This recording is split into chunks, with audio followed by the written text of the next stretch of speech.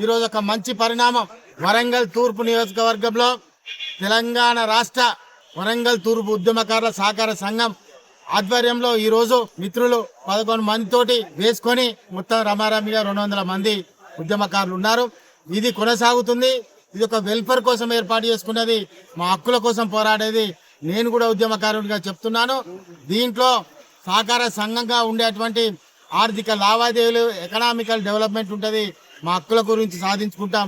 అదేవిధంగా ఆర్థిక పురోగతి చెందే విధంగా, కుటుంబాలు అభివృద్ధి చెందే విధంగా హెల్త్ అండ్ ఎడ్యుకేషన్ పరంగా కూడా పనులు సమీకరిస్తాము, చేస్తామని కూడా ఈ సందర్భంగా తెలియజేసుకుంటాం. జై తెలంగాణ.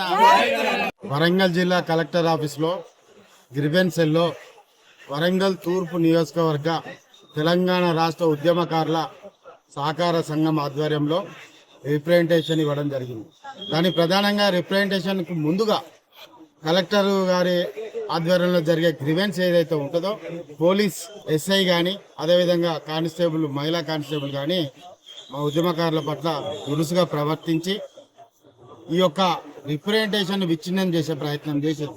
ముందుగా కలెక్టర్ గారిని మీ ద్వారా అడుగుతున్నాం, ఇలా విచ్ఛిన్నం చేసే ప్రయత్నం చేసిన పోలీసుల మీద చర్య తీసుకోవాలన్నది మా ఫస్ట్ డిమాండ్. 14 సంవత్సరాలు తెలంగాణ ఉద్యమంలో మడబ తిప్పకుండా కేసీఆర్ గారి నాయకత్వాన తావు కూడా భయపడకుండా పులి నోట్లో తలకాయ పెట్టి ఆమరణ నిరాహారదీక్ష చేసి తాను తెలంగాణ రాష్ట్రాన్ని సాధించుకున్న క్రమంలో వారి వెంట నడిచినటువంటి ఉద్యమకారులు వేలాది మంది, లక్షలాది మంది, చివరికి సకల జనుల సమ్మెలో కోట్లాది మంది కూడా పాల్గొనడం జరిగింది.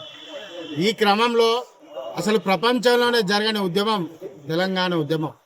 ఆ స్థాయిలో జరిగింది.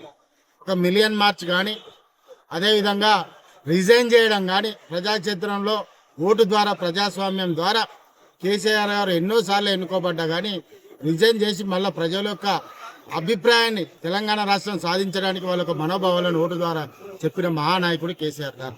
మరి అటువంటి కేసీఆర్ గారు చేసినటువంటి మంచి పనులను కాలరాసే విధంగా 2000కి 4000 అని ఇప్పుడున్న ముఖ్యమంత్రి ఆనాడు రాష్ట్ర కాంగ్రెస్ పార్టీ అధ్యక్షుడిగా ఉండి 2000ని 4000 చెప్పి అర్రాస్ పాడినట్టుగా బంగారం, తులం బంగారం అని చెప్పి 1,00,000 రూపాయలు అని చెప్పి, దళిత బంధుకు 15 లక్షలు అని చెప్పి ఇలా రకరకాలుగా మభ్యపెట్టిళ్ళు. చివరిగా 30 నెలలు గడిచింది.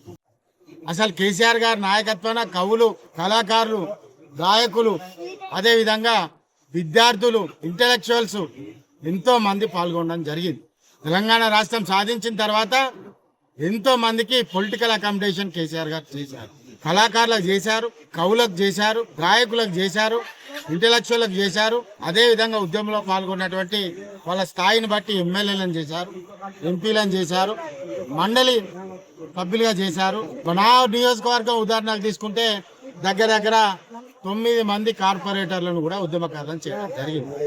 చాలా మందిని కూడా ప్రజాప్రతినిధులను కూడా చేయడం జరిగింది.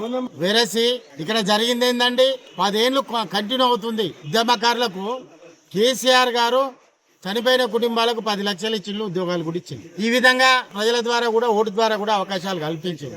10 ఏళ్లలో ఇవన్నీ చేసుకున్నాడు కేసీఆర్ గారు. కానీ జరిగింది ఏంది, ఇక్కడ లేనిపోని మభ్యపెట్టి 30 నెలలు గడిచిన తర్వాత నువ్వు ఇప్పుడు వచ్చి మేము అది చేస్తాం, ఇది చేస్తామని కమిటీ ఇప్పుడు ఇస్తాను. ఇప్పుడు నీకు సోయొచ్చిందా? పోనీ ఇప్పుడు నీకు సోయొచ్చింది, ఓకే, ఒప్పుకుంటావు. నువ్వు చెప్పినవన్నీ అమలు చేయి. ఏం చెప్పినావు?